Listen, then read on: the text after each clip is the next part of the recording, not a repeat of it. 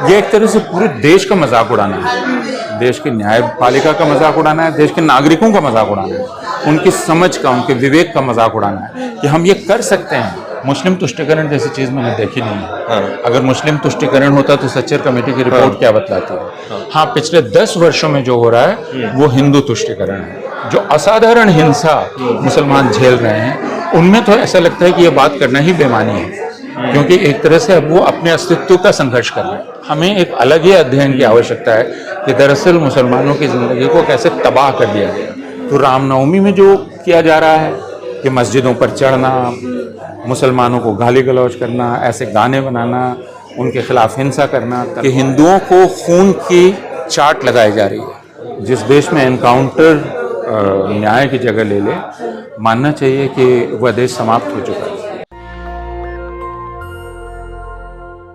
जो मुसलमान नहीं है वो उसका अंदाज़ नहीं कर सकता कि मुसलमानों की ज़िंदगी कितनी अनिश्चित हो गई है, कितनी प्रिकेरियस हो गई है, और वो किस मानसिक और राजनीतिक और किस मनोवैज्ञानिक अवस्था में है। बताने की कोशिश यह की जा रही है कि दावा यह किया जाता है कि ठीक है, मारपीट को छोड़ दीजिए, हत्याओं को छोड़ दीजिए। दरअसल सरकारी योजनाओं में हम बराबरी का काम दे रहे हैं। तो यह रिपोर्ट बतलाती है कि वह दावा भी बिल्कुल खोखला है।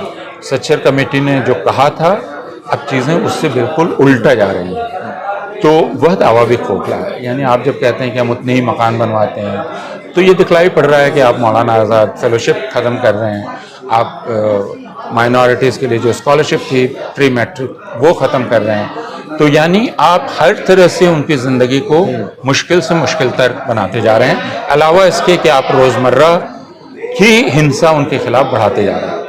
सर, मुस्लिम तुष्टीकरण की राजनीति के बारे में बड़ा परसेप्शन बनाया जाता है कि अब इस शब्द को फेंक देना चाहिए। पिछले 10 सालों में और उसके पहले भी भारत में जो हो रहा है वो हिंदू तुष्टीकरण है। हमें यह कहना चाहिए और इसको कबूल करना चाहिए। डू यू रियली थिंक कि मुस्लिम तुष्टीकरण और हिंदू तुष्टीकरण दोनों ही समाज को कुछ फायदा होता है इससे? मुस्लिम तुष्टीकरण जैसी चीज़ मैंने देखी नहीं है। हाँ। अगर मुस्लिम तुष्टीकरण होता तो सच्चर कमेटी की रिपोर्ट क्या बतलाती है ना। मुस्लिम तुष्टीकरण तो कहा जाता है कांग्रेस कर रही थी ना, तो वो तुष्टीकरण जिसमें मुसलमान और किनारे पर चला गया, ये किस प्रकार का तुष्टीकरण है। इसलिए यह तो एक पूरा बोगी है जिसको मैं कहता हूँ। ये बोगस बात है। हाँ, पिछले 10 वर्षों में जो हो रहा है वो हिंदू तुष्टीकरण है। आपने बाबरी मस्जिद गिराकर उस पर मंदिर बनाया, ज्ञानवापी में एक फैसला लिया है, आपने ऐसे कानून बनाए जिससे आप मुसलमानों की ज़िंदगी को और तकलीफदेह बना दें।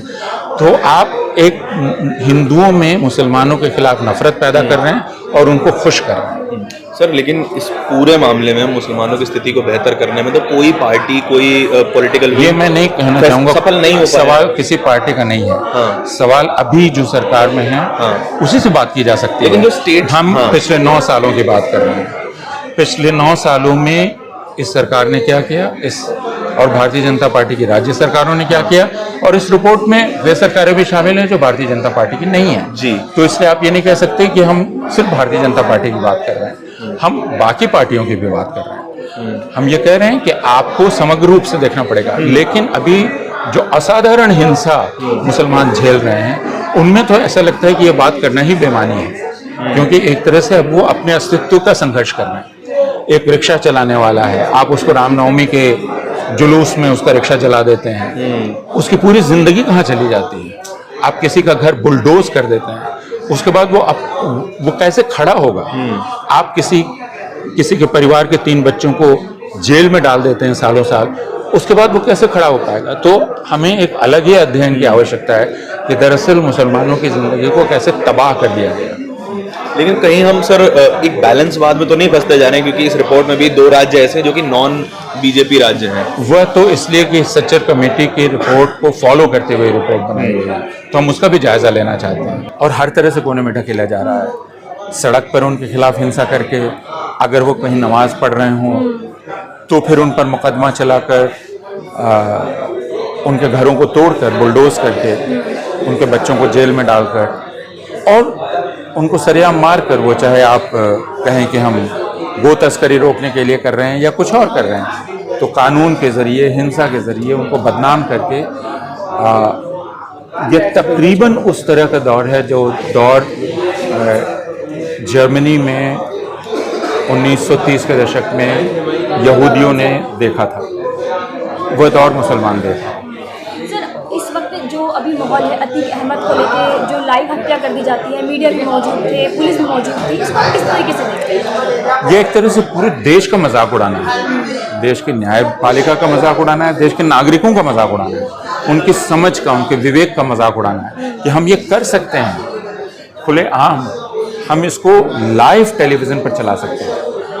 यह एक बहुत ख़तरनाक चीज़ है और इस खतरनाक बात को हिंदुओं को ज़्यादा समझने की ज़रूरत है। अगर यही बात सही है जो वो 3 लोग कह रहे हैं कि हमने हत्या इसलिए की कि हम मशहूर होना चाहते हैं, अगर उन्होंने जय श्री राम का नारा इसलिए लगाया कि उनको लगा कि यह नारा एक रक्षा कवच है उनके लिए, तो हमें समझना चाहिए कि अब हम कहाँ पहुँच गए हैं हिंदू कि जय श्री राम यानी श्री राम का उद्घोष अब अपराधियों के लिए, हर अपराध के लिए रक्षा कवच है। तो रामनवमी में जो किया जा रहा है कि मस्जिदों पर चढ़ना, मुसलमानों को गाली गलौज करना, ऐसे गाने बनाना, उनके खिलाफ हिंसा करना, तलवारों की बिक्री, तो हिंदू समाज का यह रेडिकलाइजेशन एक बहुत गंभीर चिंता का विषय है। सर कुछ लोग जश्न मना रहे हैं। बिल्कुल, मैं वही कह रहा हूँ कि हिंदुओं को खून की चाट लगाई जा रही है, उनके एक बड़े हिस्से को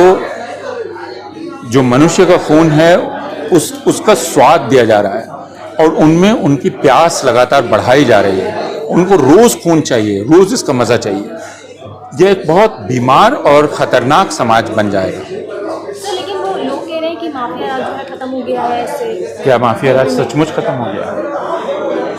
सर जो लगातार जो एनकाउंटर्स चल रहे हैं, दैनिक भास्कर की भी एक रिपोर्ट आई है कि हर 12 दिन में एक एनकाउंटर होता है, उस पर आप क्या करेंगे? जिस देश में एनकाउंटर न्याय की जगह ले ले, मानना चाहिए कि वह देश समाप्त हो चुका है। सर जो मीडिया है वो पहले से ही दिखा रहा था कि गाड़ी चल जाएगी, ये हो जाएगा, तो इसका मतलब यही है ना कि इस एनकाउंटर की तैयारी हो रही थी, इसलिए यह कहना गलत है कि दरअसल ये एनकाउंटर था। जब ये कहा, कोई मुख्यमंत्री कहता है गाड़ी पलट सकती है, कोई कहता है मिट्टी में मिला दूंगा, कोई टेलीविजन चैनल पे कहा जाता है क्या 1-2 दिन में होगा अतीक के बेटे का एनकाउंटर, तो इसका मतलब है इसका इंतजार हो रहा था, इसकी तैयारी चल रही है। तो सर जो राम गोपाल यादव है या फिर तेजस्वी यादव है वो कह रहे हैं कि जो अतीक के परिवार के जो 2 सदस्य बचे हैं, जितने सदस्य बचे हैं उनको भी मार दिया जाएगा। मैं इसके बारे में कुछ नहीं कहना चाहता, लेकिन मैं ये कहना चाहता हूँ कि यह मेरे लिए भी और मेरे जैसे लोगों के लिए यह बिल्कुल स्तब्ध कर देने वाली घटना थी कि ऐसा हो सकता है और ये खुलेआम कैमरे पर किया जा सकता है। इसका मतलब आप इस घटना को देख लें, या महाराष्ट्र में हजारों लोगों को इकट्ठा करके आप कड़ी धूप में बिठाकर, इस कड़ी धूप में बिठाकर एक कार्यक्रम कर सकते हैं जिसमें 11 लोग मर जा सकते हैं और सरकार की पलक नहीं झपकती है। इसका मतलब हम एक बहुत ही भयानक और हिंसक राज्य के अंतर्गत जी रहे हैं। सर मुस्लिम समाज में डर का माहौल है, आप क्या कहना चाहेंगे? इसके बारे में कुछ कहने की ज़रूरत नहीं है। यह माहौल पिछले 10 वर्षों से है, 8 वर्षों से बहुत ज़्यादा।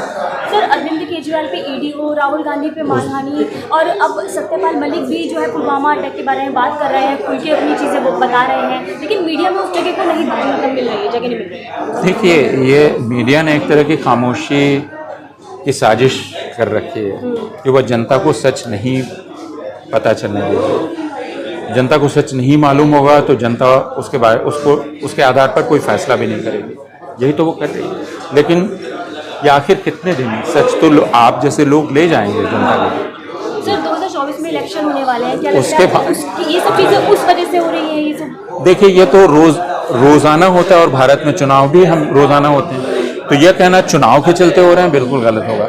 यह दरअसल हिंदुओं को रोज के आधार पर सांप्रदायिक बनाने के लिए किया जा रहा है और मुसलमानों को लगातार हिंसा का शिकार बनाने के लिए किया जा रहा है। नेशनल दस्तक की आपसे गुजारिश है कि अगर इसको बचाना चाहते हैं तो नेशनल दस्तक को सब्सक्राइब करने के लिए रेड कलर के सब्सक्राइब बटन को दबाएं, फिर बेल आइकन की घंटी दबाएं। नेशनल दस्तक को बचाने के लिए बहुत जरूरी है कि हर खबर को शेयर करें, लाइक करें, कमेंट जरूर करें।